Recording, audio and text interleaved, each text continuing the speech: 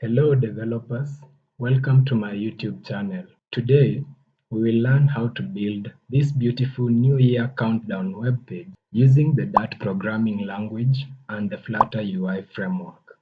Let's just dive right in. We will start by creating a new Flutter project using the command flutter create new year countdown. Yeah, that's done now, and we have our New Year Countdown project.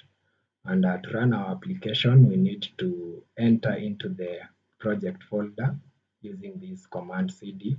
Then we need to run Flutter on that project folder. So right now I am in our project folder where we will run our application using this command flutter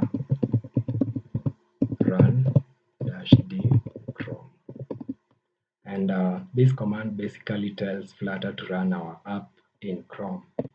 It's running, launching on Chrome in debug mode. I will see you when it's done.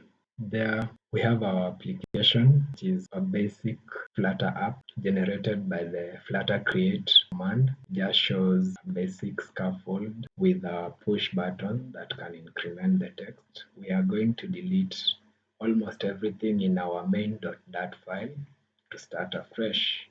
So let's open up the main.dat file. It's found in the lib folder, and here is our main.dat, which was generated by the Flutter create app. Now I have a very basic root of the application, which is just a material app. And inside the material app, we are returning a home page and passing down the title as Countdown to the Year 2023. This is my home page. It's found in the screens folder inside the lib folder. So I have a very basic home page for now. It just consists of a scaffold with an app bar, and we are passing it a text which we passed down to the home page from the main.dat file. Then we have a body which I've just centered on my application, and the body takes another widget, a column widget. So I will be using the column widget to organize this part of the app. Therefore, inside the column widget, I have set the main axis alignment to center so that my widgets will just float around the center of the app. And I have also set a text widget, which is basically New Year Countdown with some few specifications, the font size, font weight, and the color. Then I have a second widget, which is a countdown widget, and this one will host all of this, the countdown part of the application.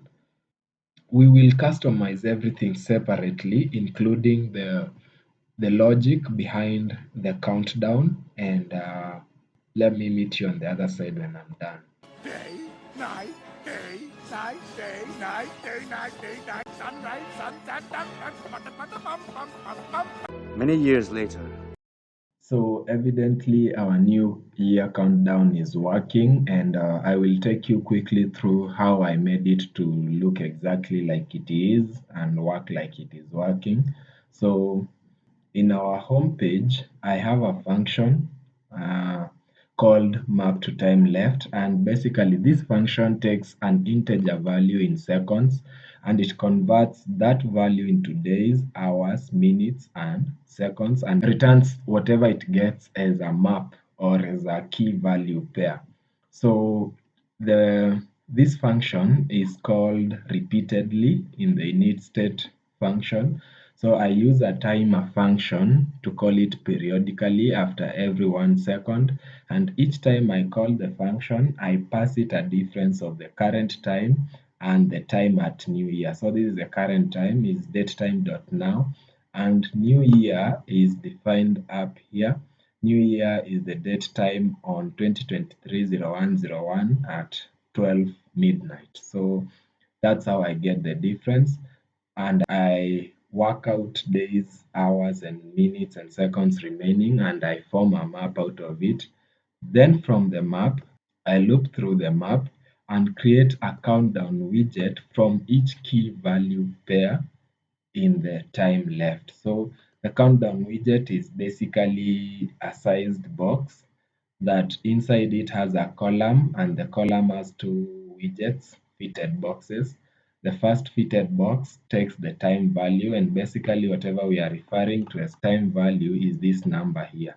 These numbers are the time values, and these seconds, minutes, hours, and as text are the time descriptions. So this countdown widget, whenever it is defined or whenever it is used, you must provide to it a time value and a time description for it to use to make up itself. So inside the home page, every time I make the countdown widget, I add to it a time description, which is the entry.key, and a time value, which is the entry.value. So if you come back up here, you can see in my time left map, the key is the time description, and the value is whatever I got from calculating from the value passed. So that's the time value. And basically, that's how the app works.